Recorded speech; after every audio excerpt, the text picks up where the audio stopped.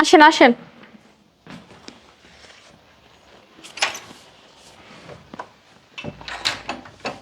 বসেন। বসবো কি? আমি সকাল হতে কিছু খাইনি মা। আমার পেটে অনেক ক্ষুধা। ক্ষুধা লাগছে? তাহলে আসেন, ভিতরে আসেন। আসেন। আচ্ছা ঠিক আছে, আমার কাছে দাও। বাবা আপনি এখানে বসেন, আমি আসতেছি নাস্তা নিয়ে, হ্যাঁ? আচ্ছা।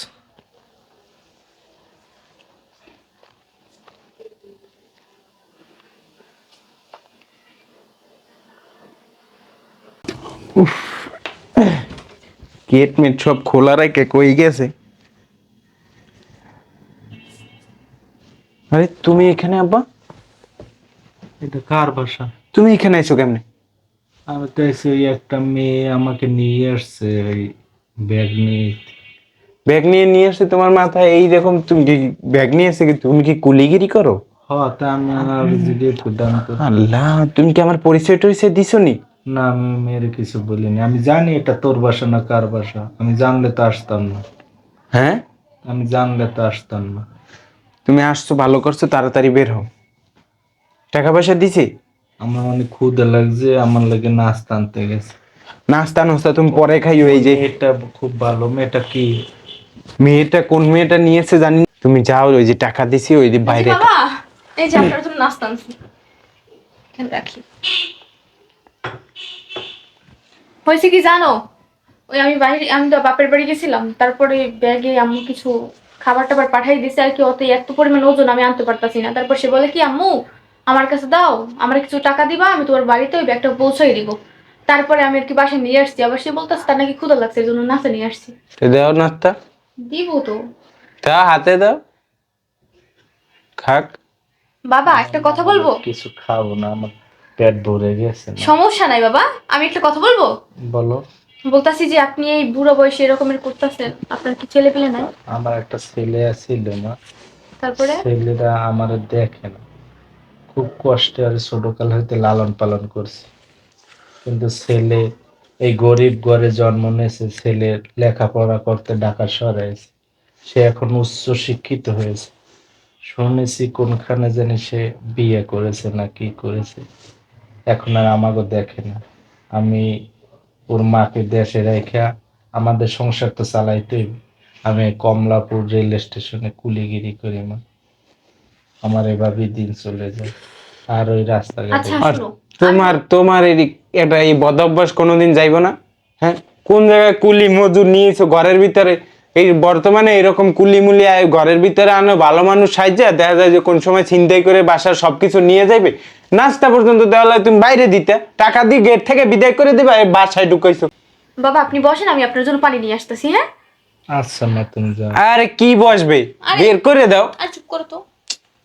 বিস্কুট দিছে আবার। বাবা, তোমার বউয়ের সামনে এটা বারবার থেকে তো রক্ষার্থে এসব কথা কইছি, তুমি কিছু মনে করো না বাবা। দেখো আমি কত বড় লোকের মেয়ে বিয়ে করছি, ওদের বা ঢাকা শহরে অনেক বাড়ি গাড়ি নাম কাম আছে ওদেরকে। ও যদি জানতে পারে আমি, তুমি আমার বাবা, তাইলে আমার সাথে সংসার করবে না, আমার ডিভোর্স দিয়ে দেবে বাবা। তুমি আসছো, বিস্কুট খাইছো, তুমি কখনোই যেন ও বুঝতে না পারে যে তুমি আমার বাবা। তুই কোনোদিন আমাদের খোঁজ খবর নিস? বাবা আমি নিতে পারি না, এই যে কইলাম বড় লোকের মেয়ে বিয়ে করছি বিদায় নিতে পারি না, যদি ওরা জান। সেই জন্য বাপ মা ফালাই দিবি তুই?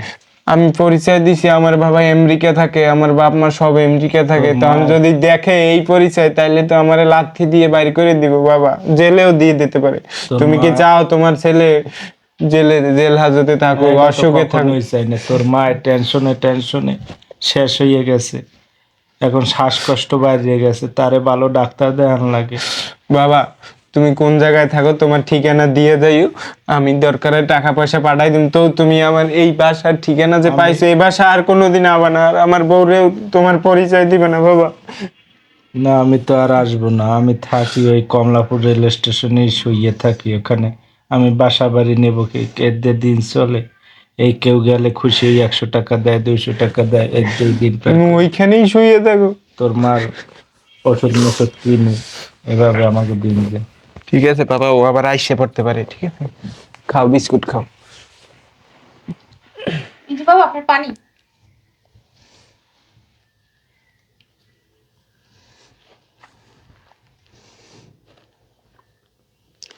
কি এলমেশ করে পানি খাইতেছে? আরে পানি খেয়ে তাড়াতাড়ি বের হন। চুপ করো তুমি। কি বলতেছ আবু তাবু? তুমি ভাবছিলে কি আমি কিছু শুনি নাই? হ্যাঁ, তুমি এত নিচু আর এত জঘন্য। সি, নিজের বাবাকে অস্বীকার করো যে ওই তোমার বাবা না। আরে তুমি কি বলতেছো? কি এর বাবা? আমার বাবা আমেরিকা থাকে। এই ফকিন্নির বাচ্চা, বুঝছিলি কি তোরা আমি চিনি না? হ্যাঁ, তোরা আমি বুঝি না। এতদিন ধরে তোর সাথে আমি সংসার করি, তোর বাবা গরিব, এর জন্য কি তার পরিস্থিতি তোর লজ্জা লাগে? হ্যাঁ, আমি হইতে পারি বড় লোকের মেয়ে, কিন্তু তোর মতো আমার তো অহংকার নাই। ছি, তুই এত নিচু, তোর সাথে আমি গড় সংসারই করব না। আরে জান, কি বলতেছো? আসলে কি আমি যে ছোট লোক, আমার বাবা যে গরিব, এটা যদি তুমি জানতে পারো তাহলে তুমি আমার সাথে সংসার করো না, আমারে ভুল বুঝে চলে যাও। এই জন্য আমি আমার বাবার পরিচয় দেই না। শুধু এই তুই চুপ, একটা কথাও তুই বলবি না। তুই যে এত নিচু, এটা আমি কোনোদিন ভাবি না। এত জঘন্য, এত ছোট মনের মানুষ তুই। সেই তুই এখন বের হয়ে যা, তোর সাথে আমি সংসার করবো না তো করবোই না।